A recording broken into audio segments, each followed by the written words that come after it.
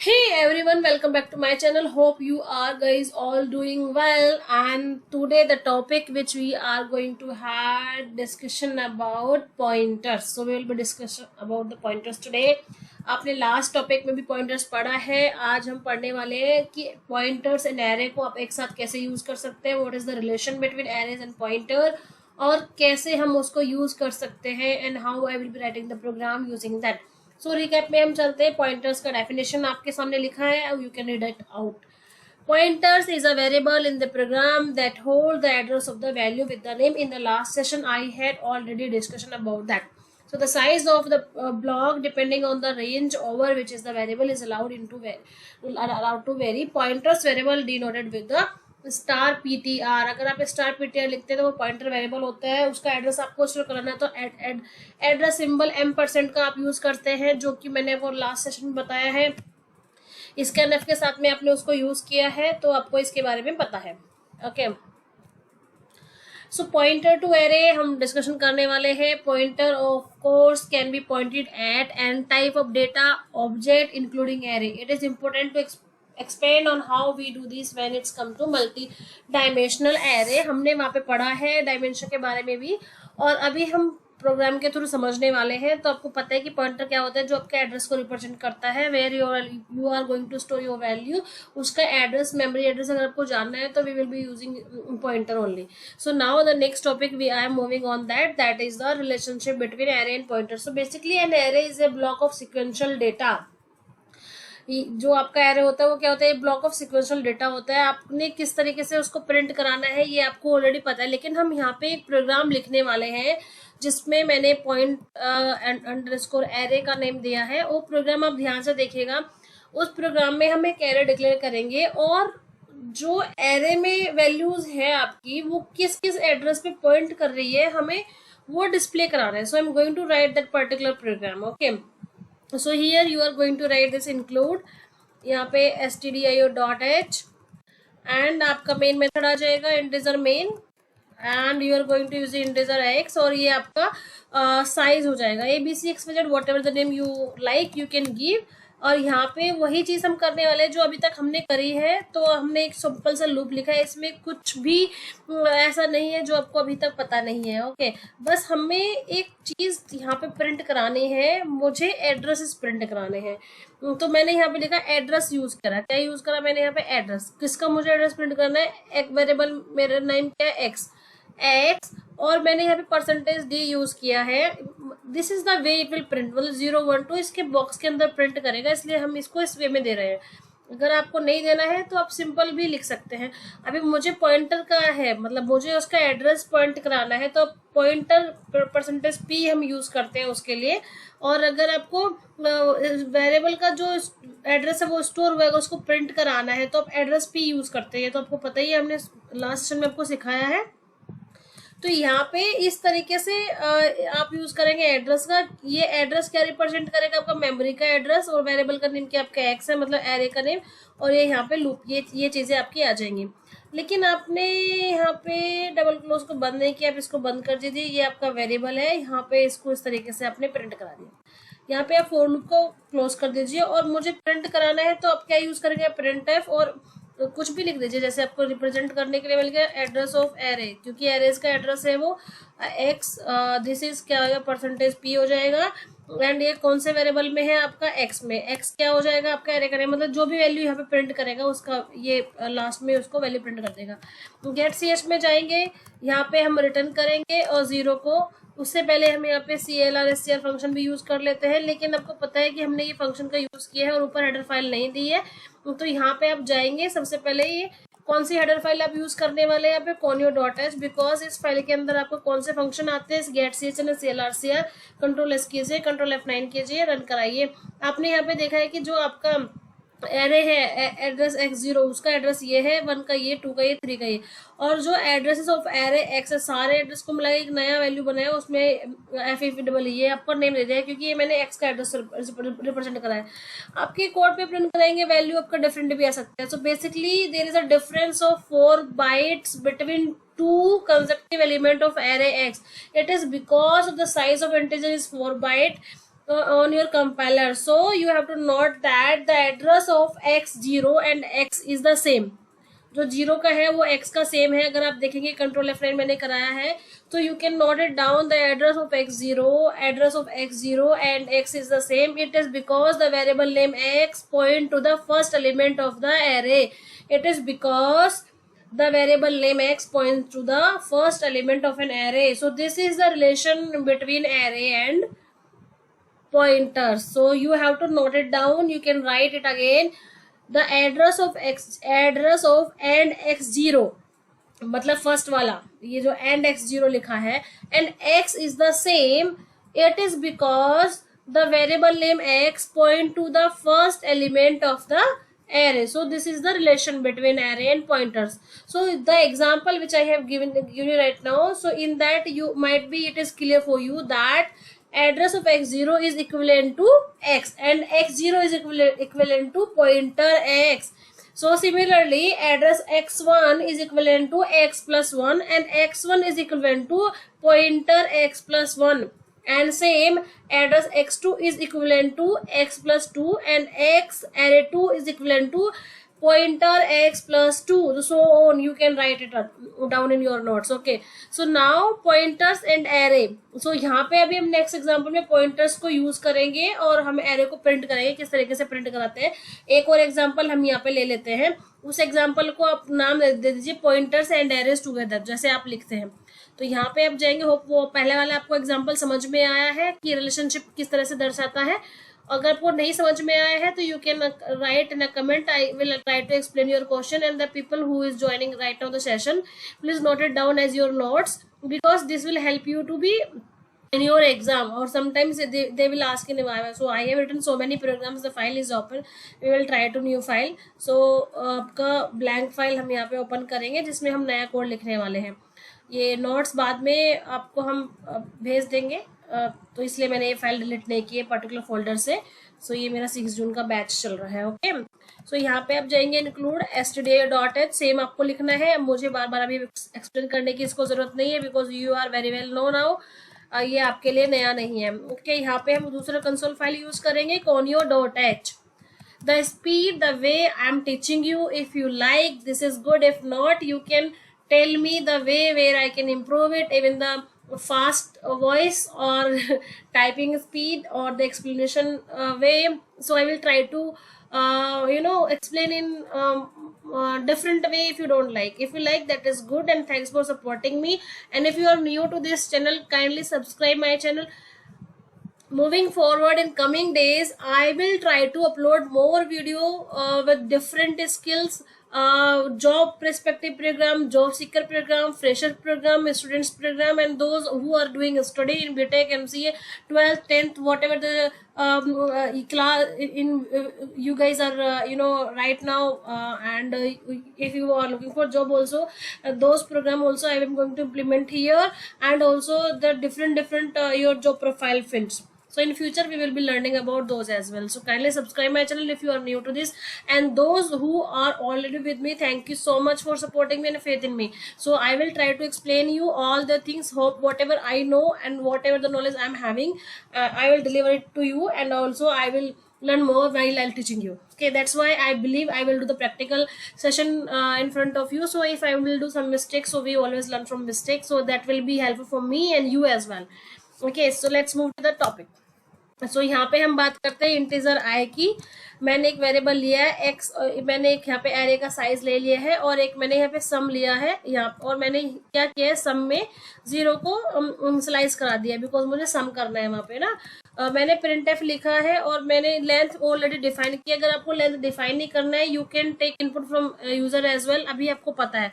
लेकिन मैंने यहाँ पे लिख दिया है कि नहीं मुझे यहाँ पे नंबर इनपुट नहीं कराना है, प्री डिफाइन मैंने लेंथ सेट कर दिया है यहाँ पे, तो वो इससे ज्यादा नहीं जाएगा. तो मेरा यहाँ पे 0 से लेकर लेस देन 6 तक जाएगा. 0 से लेकर लेस देन 6 मतलब 0 1 2 3 4 0 1 2 3 4 5. So total if you will count तो 0 1 2 3 4 5 टोटल कितना बैठते हैं, 6 बैठते हैं आपका. तो अगर आपको नहीं लेना है ऐसे तो 0 की जगह 1 कर दीजिए, 1 = 6 हो जाएगा आपका. मीन्स i = 1, i <= 6, मैंने इक्वल साइन यूज नहीं करा, लेस देन 6 यूज किया, इसलिए मैंने आई को 0 से इनिशियलाइज किया है।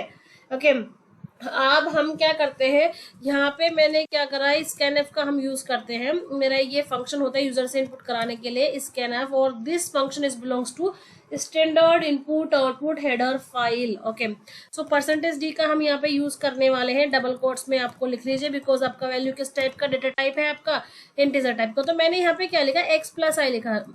ये इसका रीजन है, मैं आपको दिखाना चाहती हूँ कि जो आपका एड्रेस है वो किस तरह से बिलोंग करता है। अभी मैं, जब आप मुझे ये बताइए, जब आप पहले इसको लिखते थे तो आप क्या लिखते, परसेंटेज डी M% ऑफ आई या M% ऑफ एक्स, राइट। अभी मुझे ये दिखाने का रिलेशन कैसा है, तो मैं यहाँ पे आपके लिए यहाँ पे लिख देती हूँ कि जो मैं कोड लिखने वाली हूँ दैट विल बी इक्विवेलेंट। यहाँ पे वो किसके इक्वल होगा, इक्विवेलेंट टू स्कैन एफ, क्या है, परसेंटेज डी, क्या लिखते थे आप यहाँ पे, M% एरे ऑफ वेरिएबल आई। तो ये इसके इक्विवेलेंट है अगर मैंने इसको इस तरीके से लिखा है। अभी हम बात करते हैं नेक्स्ट लाइन पे, हमने लिख दिया है sum is equals to sum plus pointer, और पॉइंटर के साथ साथ हमने यहाँ पे दे दिया है एक्स प्लस आई।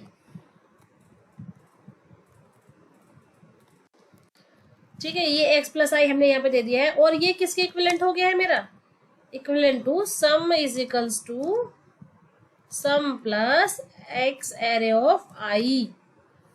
सो यहाँ पे भी इक्विवेलेंट लिख दीजिए।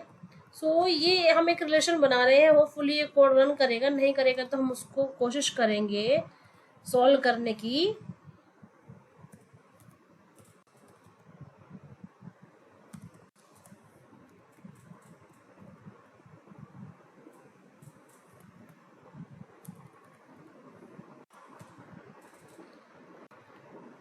ओके, और लास्ट में हम सम प्रिंट कर देते हैं। Okay, so this is the relationship I am telling you, so how you can right.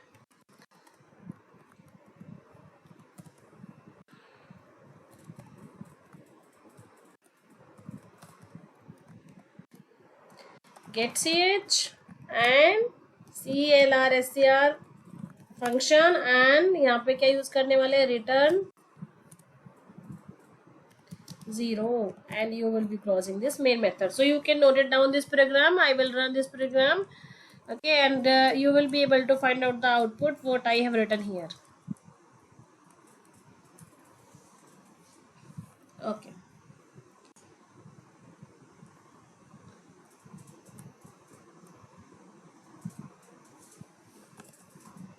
enter 6 number. Okay, 1 2 3 4 5 and 6. Sum is equals to 196. So you can see I am able to write the input from the users and able to print the sum. So this is the way. And if you are having any question, I hope आपको ये समझ में आया. If you are having any question, you can ask me. I will try to resolve your all the doubts. Hopefully ये आपको समझ में आया है.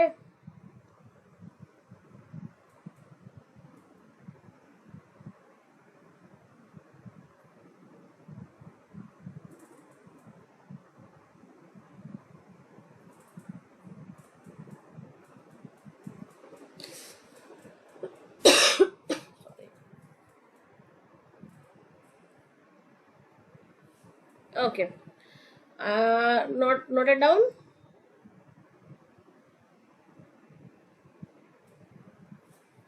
So here in this program we have declared an array of x of 6 element. To access element of that array we have used pointers. So basically in the context, most of the context basically array name declared to pointers, and I can say like array names are converted to pointers. So that is the reason why you can use pointers to access element of array.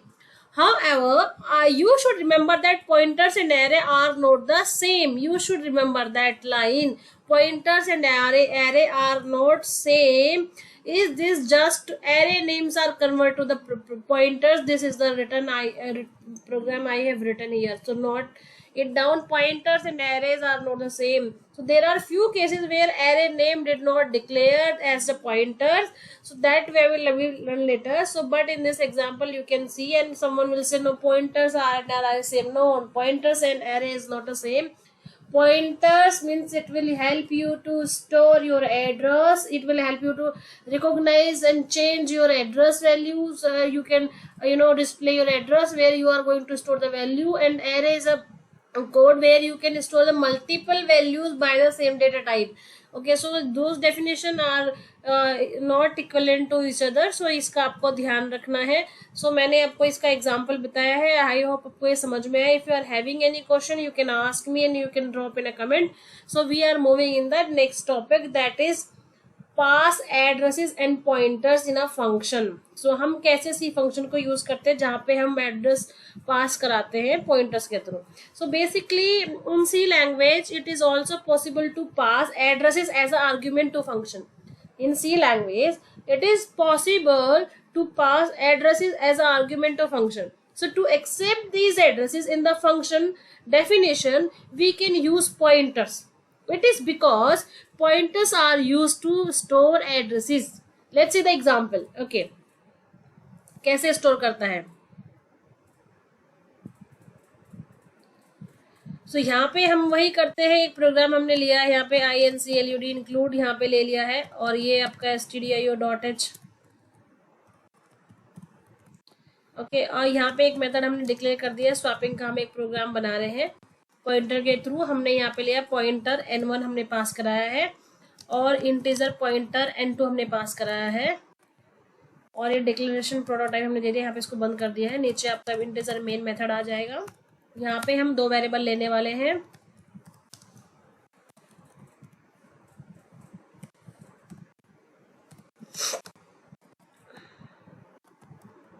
इनकी value को हमने initialise कर दिया है, और यहाँ पे हमने फंक्शन को कॉल कराया है.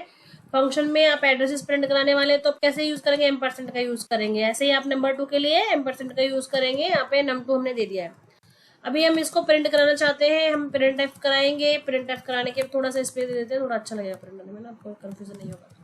प्रिंट एफ में आप लिख लीजिए. ध्यान से पहले समझ लीजिए, उसके बाद आप नोट करना.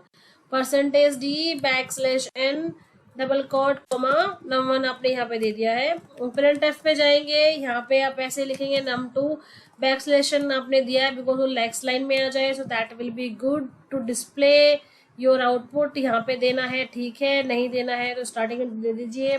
तो वो थोड़ा एक वे होता है लिखने का, वो अच्छे से प्रिंट होता है.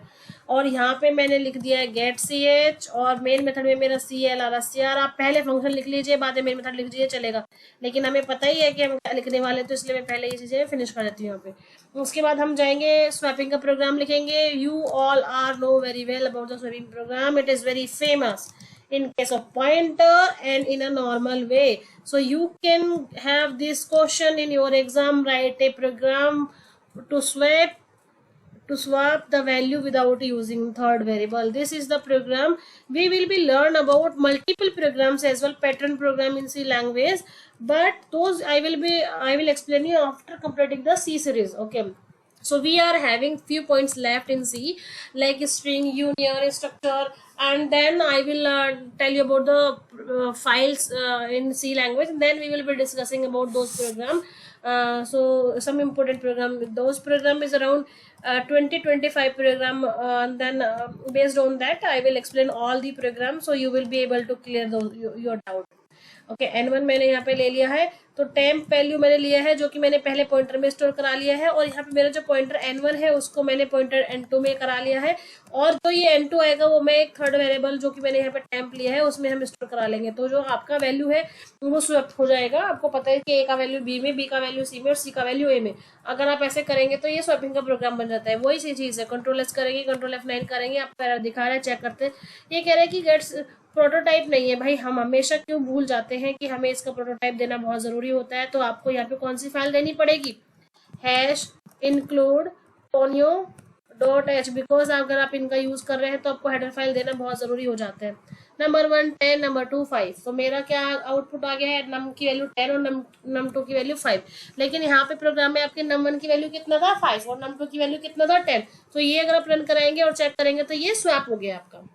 सो ये आपका पॉइंटर्स का. So basically the address of num1 in this code, if you can see the address of num1, the address of num1 and num2 are passed to the swap function using address of n1 and n2, जो कि आप यहाँ पे पास करा रहे हो. ये होता है आपका फंक्शन कॉल, और फंक्शन में जो भी आप पास करा रहे हो फंक्शन कॉल यहाँ पे आप इसे करा रहे हो. So pointers n1 n2 accept the argument in the function, जो कि आपने यहाँ पे लिखा है. ये क्या है, आपके फंक्शन के आर्ग्यूमेंट है जो कि आपने यहाँ पे पास कराए हैं. फंक्शन आर्ग्यूमेंट और पैरामीटर्स जो भी आप इसको बोलना चाहिए बोल सकते हैं. So when pointer n1 and n2 are changed inside the swap function, num1 and num2 inside the main function are also changed. So inside the swap function, pointer n1 and n2 swapped.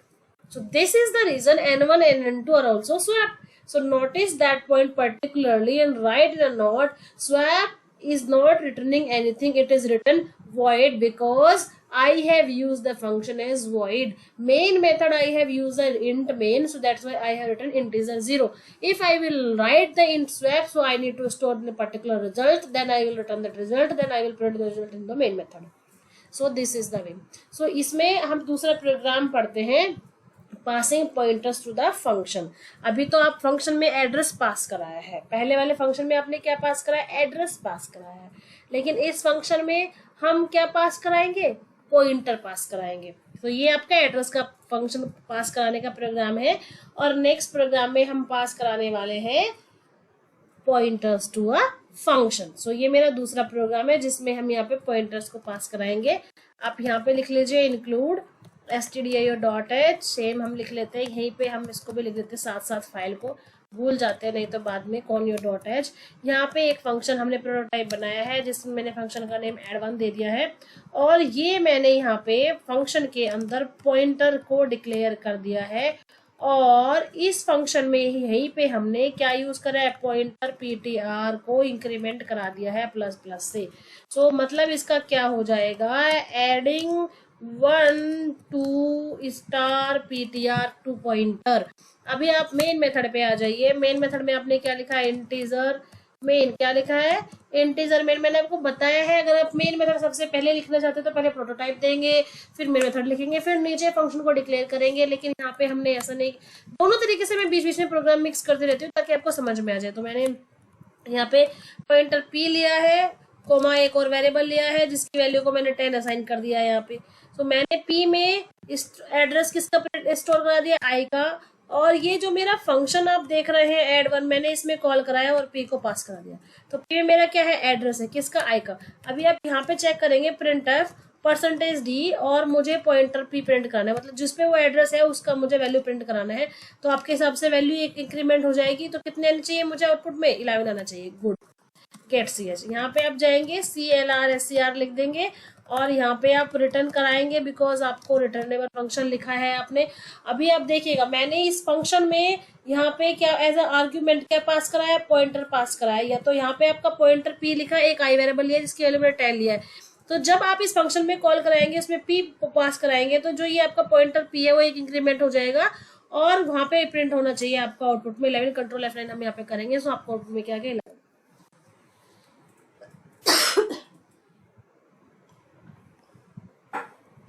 Hope आपको ये समझ में आया है.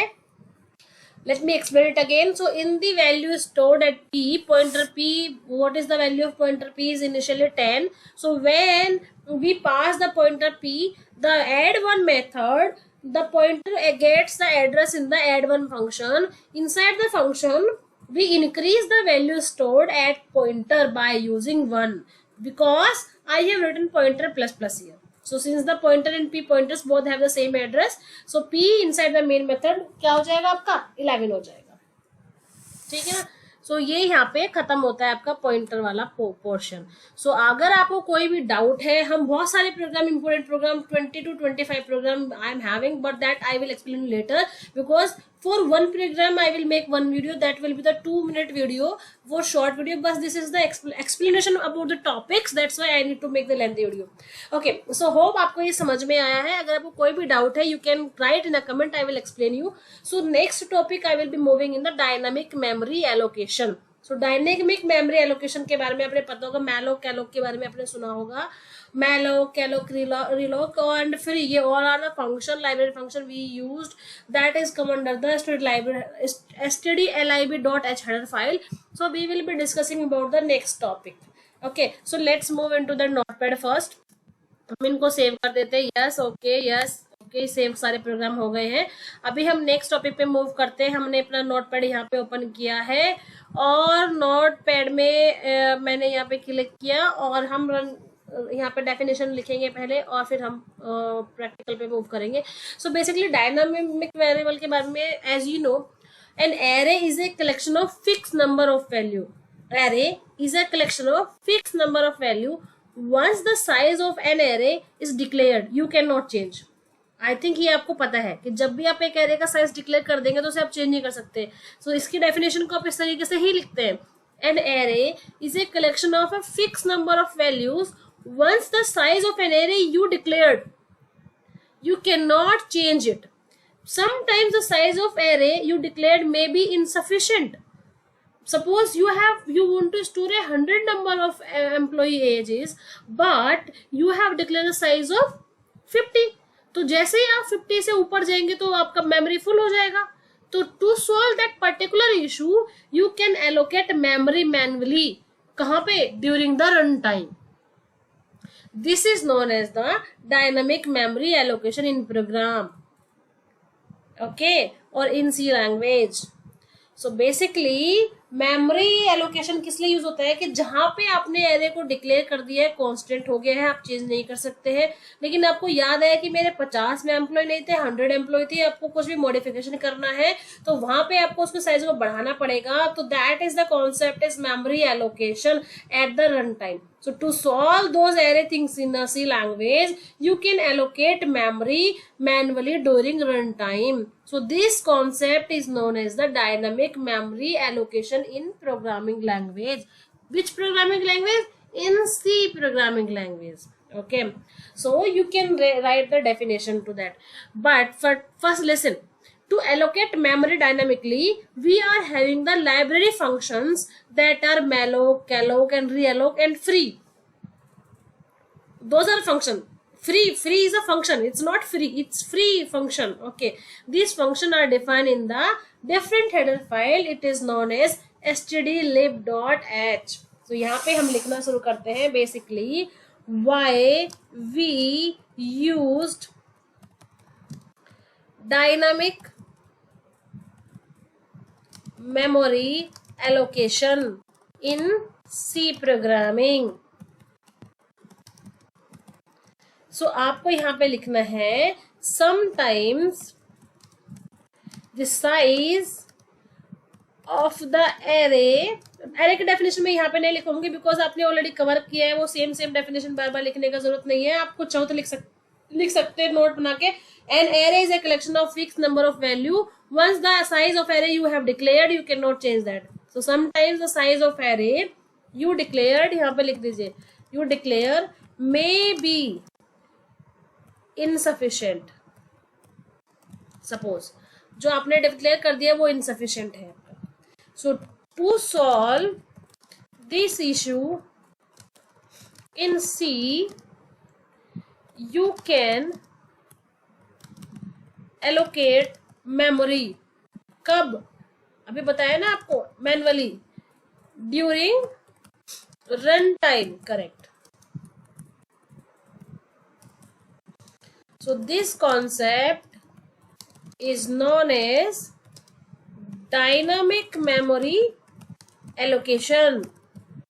Okay, so ये concept क्या कहलाता है? डायनामिक मेमोरी एलोकेशन कहलाता है। इस चीज का आपको ध्यान रखना है।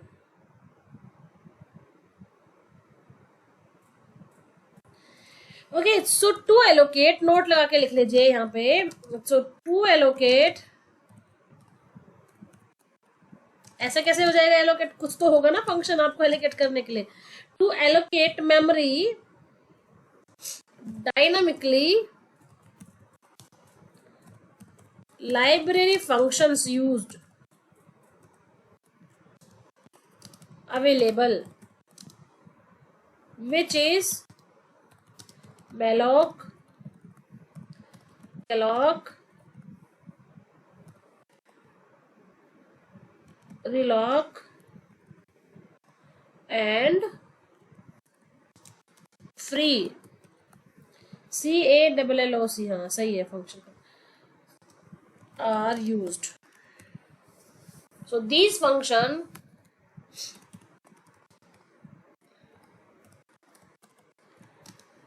are defined in the stdlib dot header.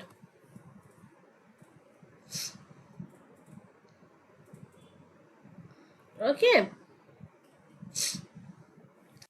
सो हम पहले पढ़ते हैं मैलोक के बारे में, सॉरी, पहले हम किसके बारे में पढ़ते हैं, सी मैलोक फंक्शन। ये आपका फंक्शन है, पहला function. So basically the name malloc stand for memory allocation. यहाँ पे आप लिख लीजिए, this is stands for memory allocation. ये यहाँ पे मुझे बोर्ड में हो जाएगा क्या, नहीं होगा, ठीक है, memory allocation. This stands for memory allocation. So the malloc function reserve a block for memory of the specified number of array. ठीक है, तो ये आपको लिखना है, आप नोट बना के लिखिए।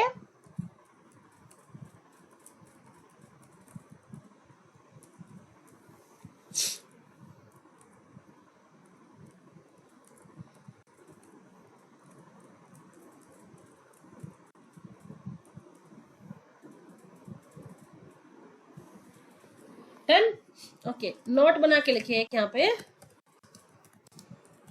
The malloc function reserve a block of memory of the specified number of bytes. पढ़ेंगे इसके बारे में, पहले आप डेफिनेशन लिख दीजिए। एंड इट रिटर्न्स, क्या रिटर्न करता है, ये पॉइंटर्स ऑफ, ये ब्रैकेट में लिखिए आप, void which can be casted into, अभी बताया ना 2 मिनट पहले आपको, yes, pointers of any form, जो भी आपने यूज करिए। Good, syntax, suppose ptr is equals to, यहाँ पे क्या आ जाएगा, कास्ट टाइप, जिसमें आप कास्ट कर रहे हो, और ये क्या हो जाएगा आपका मैलोक, और यहाँ पे आपका साइज। सो ये आपका क्या है, सिंटेक्स है। अब सिंटेक्स है तो इसको लिखेंगे कैसे, आप लिख के बताइए मुझे। p plot, okay okay, no, malloc के बाद में यहाँ पे आप साइज भी तो देंगे ना, कितना आपको देना है। सपोज आपको 1000 देना है, तो ये आ गया यहाँ पे size of predefined method use करेंगे। डेटा टाइप जो भी आप यूज कर रहे हैं, फ्लोट और डेसिमल, हाँ correct. So this is the वे।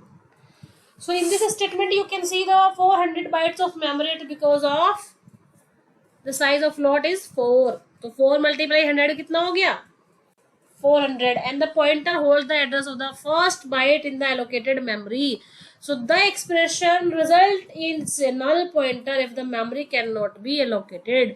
तो वहां पे क्या हो जाएगा, null आ जाएगा अगर allocated नहीं हुआ। फिर दूसरा बात करते हैं हम कैलोक। कैलोक स्टैंड फॉर कॉन्टिग्यूअस एलोकेशन। किसका क्या स्टैंड करते हैं, कॉन्टिग्यूअस एलोकेशन। यहीं पे लिख देते हैं, ये कैलोक फंक्शन है। So this stands for contiguous allocation.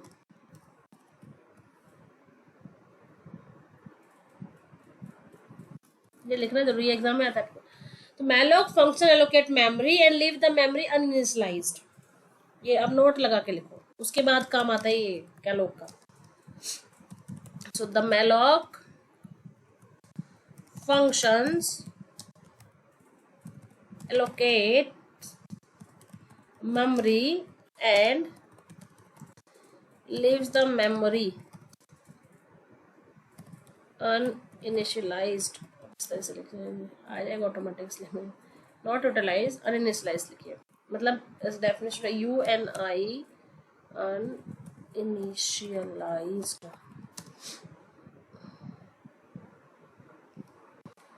where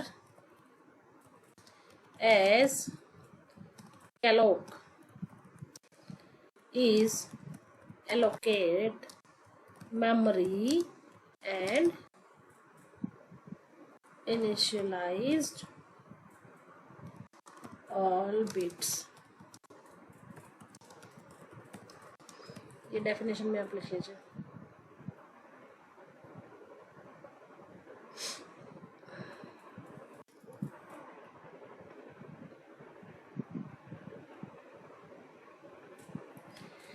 okay, तो सिंटेक्स में क्या लिखेंगे आप? सिंटेक्स टाइप लिख लीजिए. ये थ्योरेटिकली आता है, वैसे तो क्वेश्चन आपका प्रैक्टिकल नहीं आता, बट मैं आपको दोनों को एग्जांपल के तरीके से बताऊंगा. यहाँ पे क्या आएगा? कास्ट टाइप, जिसमें आप कास्ट कर रहे हैं, करेक्ट है. और यहाँ पे क्या आ जाएगा? कैलोक. यस, सही बताया. ये आपका सिंटेक्स है. आप कैसे लिखेंगे? कैलोक के बाद में जो भी साइज देना है वो लिखेंगे और उसको तरीके से लिख देंगे. अब मुझे इसका एग्जाम्पल में लिख के बताओ. ओके, यहाँ पे क्या आ जाएगा? Float. Okay, then calloc function correct है. एंड देन यस, सपोज आपने 20 लिया, कोमा साइज ऑफ ऑपरेटर, ये प्रीडिफाइंड मेथड है एक्चुअली. फ्लॉट, हाँ, इसको अपनी बात करते हैं. तो in this statement allocate contiguous space in memory of 20 element of type. So उसके बाद फ्री है, हम फ्री की बात करते हैं. वो तो नाम से पता चल रहा है कि आपको फ्री फंक्शन क्या होता है. सही बात है, ये फ्री फंक्शन की हम बात करते हैं. So dynamically allocated memory created with either calloc और malloc doesn't get free on their own. You have to pass this function, that is explicitly function, which is explicitly function to release this memory. Free function or free method to release the space. So this function is used to release the space. SPAC. Okay, so ये इसलिए. तो इसको type कैसे करते हैं आप? Syntax कैसे लिखते हैं? इसका सिंपल सिंटेक्स है. क्या यूज करेंगे? फ्री यूज करेंगे और यहाँ पे पॉइंटर जिसको आपको स्पेस को रिलीज करना है. तो ये आपका सिंटेक्स है. So this statement free the space allocated in the memory pointer by the point PTR, जो भी अपने वहाँ पे वेरिएबल लिखा है.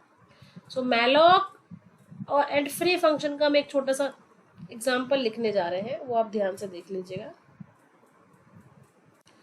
हम उस फंक्शन को कैसे लिखते हैं, तब तक आप ये नोट डाउन करो. एक हम छोटा सा प्रोग्राम कराते हैं फिर आपको.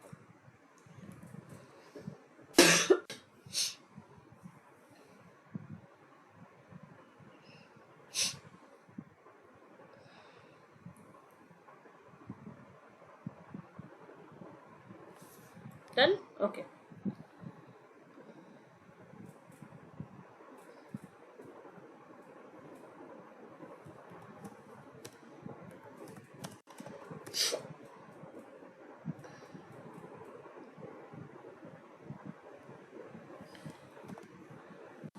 अब आपको यहाँ पे 3 फाइल इंक्लूड करनी पड़ेगी.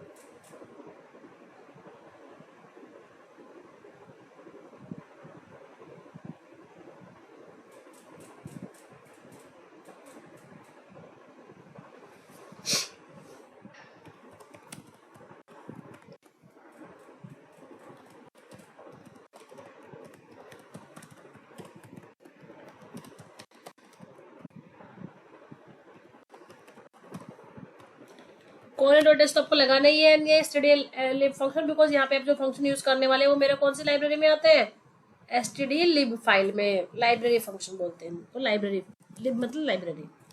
तो यहाँ पे हमने यहाँ पे लिख दिया है, ये आपका मेन आ जाएगा। ओके, एंड यहाँ पे हमने वेरिएबल क्रिएट करा है, एक एन वेरिएबल ले लिया है, एक आई ले लिया है और एक पॉइंटर ले लिया है और एक हमने सम वेरिएबल ले लिया है। अगर आपको सम कराना है ठीक है, लेकिन हम वही एग्जांपल लेते हैं, हम यहाँ पे 0 करा देंगे। तो हमें यहाँ पे एन नंबर का सम कराना है, ठीक है, हम उसकी एग्जाम्पल ले रहे हैं यूजिंग दिस। तो प्रिंट एफ, आपको पता तो है ना 0 क्यों लेते हैं हम, सम 0 में प्लस कराएंगे तो पहली बार 0 आएगा, मल्टीप्लाई में कराएंगे तो 0 + 1 मतलब 1 होता है, लेकिन 1 + 1 2 होता है। जब मल्टीप्लीकेशन की बारी आती है तो हम 1 लेते हैं, जब हमारा सम का आता है तो हम 0 लेते हैं। Okay, because that doesn't mean पहली बार हमें कोई डिफॉल्ट वैल्यू लेनी होती है। Okay, enter number of elements और you can write enter positive numbers, जो कि हम हमेशा लिखते हैं, दैट इज योर चॉइस। यहाँ पे आप आ जाइए, इसको \n एंड इनपुट कराने के लिए क्या यूज करते हैं, स्कैनफ। स्कैनफ में यहाँ पे %d, बिकॉज जो वैल्यू आप इनपुट करा रहे हैं वो किस टाइप की है, इंटीजर टाइप की है। तो यहाँ पे लिख दीजिए पॉइंटर ptr = इंटीजर स्टार आपका आ जाएगा, क्लोज कर लीजिए। यहाँ पे क्या आ जाएगा आपका मैलॉक, और यहाँ पे n मल्टीप्लाई क्या आएगा, अभी आपने पीछे पढ़ा है ना, चेक करो कॉपी में क्या लिखा है आपने, साइज ऑफ, और यहाँ पे डेटा टाइप आपका इंटीजर, उसमें हमने एग्जाम्पल फ्लोट लिया था, ठीक है। So if memory can not be allocated, तो हमें क्या करना पड़ेगा, मेमोरी को एलोकेट करके हमें चेक करना पड़ेगा। कैसे चेक करेंगे, कंडीशन लगाएंगे। कैसे लगाएंगे, इफ कंडीशन लिखेंगे। तो मैंने लिखा ptr == अगर आपका नल है, मतलब कोई भी वैल्यू उसको नहीं मिली है, तो उस केस में मैंने यहाँ पे लिख दिया है printf error, just a way to इस मैसेज को प्रिंट कराने का, मेमोरी नॉट एलोकेटेड, ये मैसेज आपको डिस्प्ले हो जाएगा एंड ये जो एग्जिट फंक्शन है ये बाहर आ जाएगा इफ कंडीशन से। अभी मैंने क्या लिखा है यहाँ पे, दोबारा से मैंने यहाँ पे लिखा है, अभी अगर ऐसा नहीं है तो प्रिंट एफ पे जाएगा और यहाँ पे क्या लिखने वाला है, एंटर एलिमेंट्स करने वाला है, जो भी एलिमेंट्स आप ले रहे हैं। \n इससे पहले में आप दे दीजिए, \n का आप यूज करेंगे एंड यहाँ पे भी स्कैन कराएंगे, स्कैन एफ कराएंगे तो %d यूज करेंगे एंड ptr प्लस क्या यूज करने वाले हैं आप यहाँ पे, I, this is the meaning of address of, correct, this is the meaning of address of. So यहाँ पे हम ये चीज आपको ऑलरेडी बता दी, तो आपको इस चीज के बारे में पता है, ठीक है ना। तो ये क्या हो जाएगा, पॉइंटर प्लस आई, इसको इस तरीके से तो लिख सकते हैं ना आप, अपने लास्ट सेशन में देखा है, हमने बताया आपको। तो ये यहाँ पे इस तरीके से आ गया, इसको क्लोज कर दीजिए आपका लूप को, यहाँ पे क्लोज हो जाएगा तो प्रिंट कर दीजिए, इसको प्रिंट एफ हो जाएगा। प्रिंट एफ में ये सम प्रिंट कर देगा, अभी आपके मेमोरी में ना ये चला जाएगा और इसमें यहाँ पे आपका सम जो है वो प्रिंट हो जाएगा। अभी मुझे ना ये जो स्पेस है आपका ये फ्री कराना है, थोड़ा फ्री कराना है, जो वैल्यू स्टोर हुई ना उसको स्पेस को फ्री कराना है, तो उसको डी एलोकेटेड को बोलते हैं, एलोकेटेड और डी एलोकेशन बोलते हैं, या फ्री भी लिख सकते हैं आपको, मैं तो मेरे डी एलोकेटिंग द मेमोरी और स्पेस मेमोरी।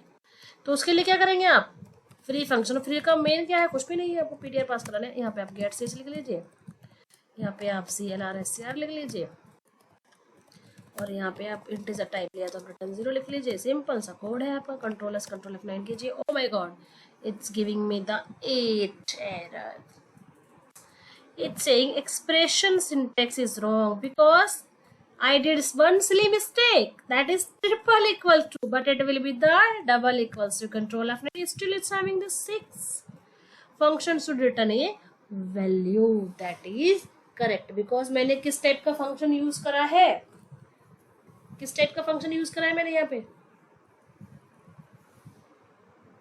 इंटीजर टाइप का, लेकिन मैंने वो सही यूज करा है, लेकिन मैंने यहाँ पे गलती से कर्ली ब्रेसेस बंद कर दिया मेन का, जो कि मुझे नीचे मेन बंद करना था।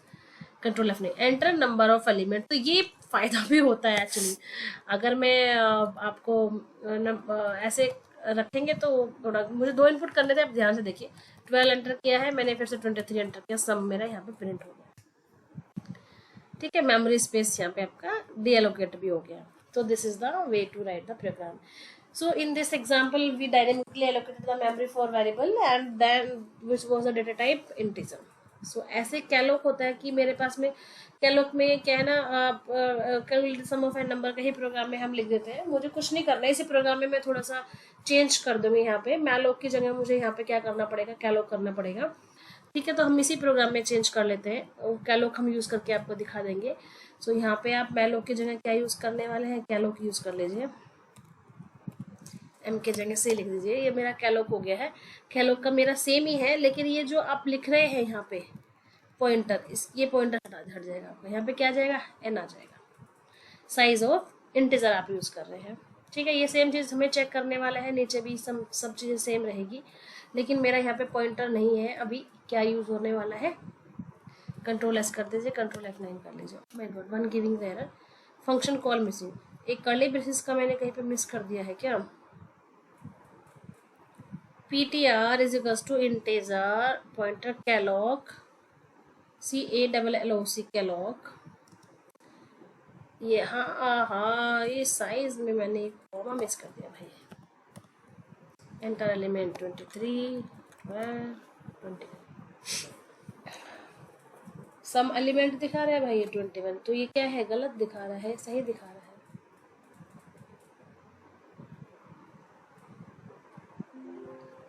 अभी आप देखिए, दोबारा से देख करते हैं, कंट्रोल F9 करते हैं. मैंने एलिमेंट को एंटर कराया 3, कुछ हमने गड़बड़ करी है तो एलिमेंट्स, एंटर एलिमेंट्स मैंने 100 कर दिया है. तो मेरा सम क्या आ गया, 100 आ गया है. So it should not be the 100, but let me check the output. Reallocate करते हैं, वो पुरानी मेमोरी उठा रहा है एक्चुअली, जो वहाँ पे उसमें स्टोर है. Let me check the programme.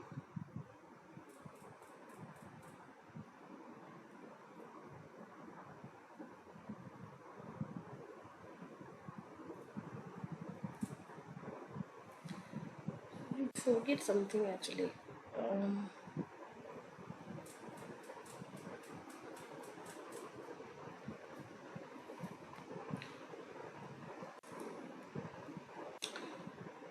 भाई जो हम ये लूप प्रोग्राम जो यहाँ पे इनपुट करा रहे हैं ना, इसको लूप में लीजिए ना. थोड़ा सा चेंज करते हैं कोड में, आइडिया आ जाएगा आपको.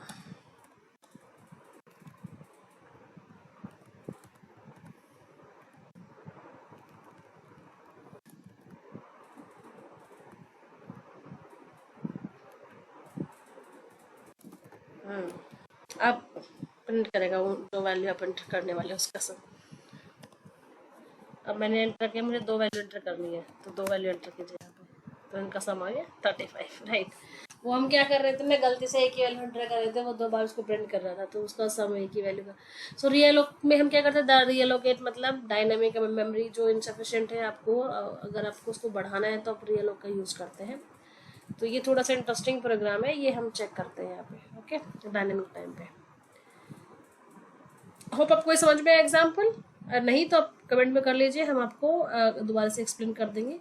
Meanwhile I will see one more program, then हमारा टॉपिक ये फिनिश हो जाएगा. द नेक्स्ट प्रोग्राम इज, कितने सारी फाइलें हैं. Open new file, open new file. I need a blank file.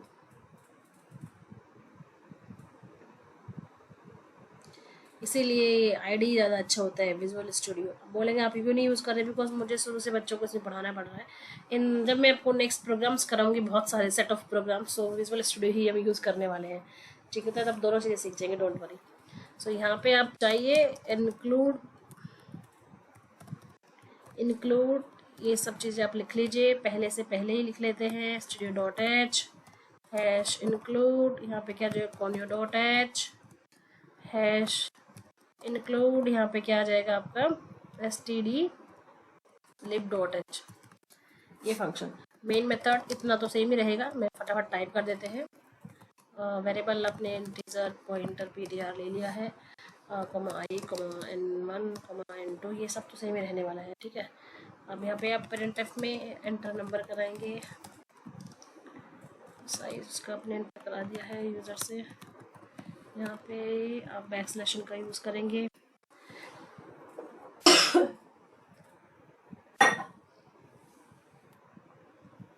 Okay, तो यहाँ पे स्कैनएफ का यूज़ करेंगे और सेम इंटीजर टाइप के परसेंटेज जैसी एड्रेस ऑफ एन यहाँ पे आप यूज़ कर लेंगे इसको। साइज आपने इनपुट करा है यहाँ पे, अभी हमने पॉइंटर लिया है और अभी आप इधर से देखिए इंटीजर और पॉइंटर ये सब चीज़ें सेम ही लाइन रहेगी यहाँ पे।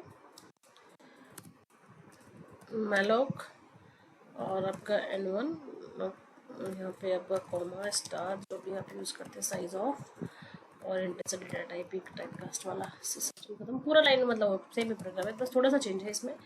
अभी मुझे एड्रेसेस कराना है, address of previous allocated memory, यहाँ पे बैक स्लैशन यूज़ कर लीजिए, यहाँ पे नीचे नेक्स्ट टाइम में आ जाएगा।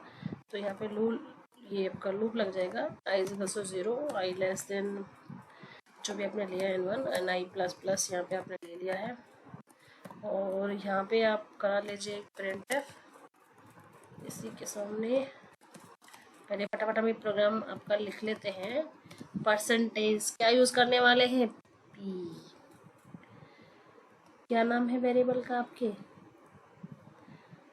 हाँ, तो यहाँ पे मेरा पीसी यूज़ हो गया। पॉइंटर के लिए हम एलोकेटेड मेमोरी के लिए यूज़ करते हैं तो हमारा ये यूज़ होता है। जब बैक स्लैशन यूज़ कर लीजिए, कॉमा ptr, ओके printf। अभी मुझे नया साइज भी तो इनपुट कराना है। Let me complete the file then I will note down करने को आप रहने दीजिए, पहले आप समझिए उस चीज़ को। आप अभी साथ साथ में नोट डाउन करते रहेंगे तो थोड़ा कम समझ में आता है। Okay, the people who are joining the batch and जो those are watching online video, so उनको ज़रूरत नहीं है, जस्ट वो उनको अंडरस्टैंड करने के लिए है। तो हमको रीलोकेट कराना है मेमोरी को, यहाँ पे हम टाइप में कर देते हैं रीएलोकेशन की बारी करते हैं। रीएलोकेशन कैसे होता है आपको बताइए। हाँ, प्रिंट कराना तब क्या यूज़ करेंगे, printf।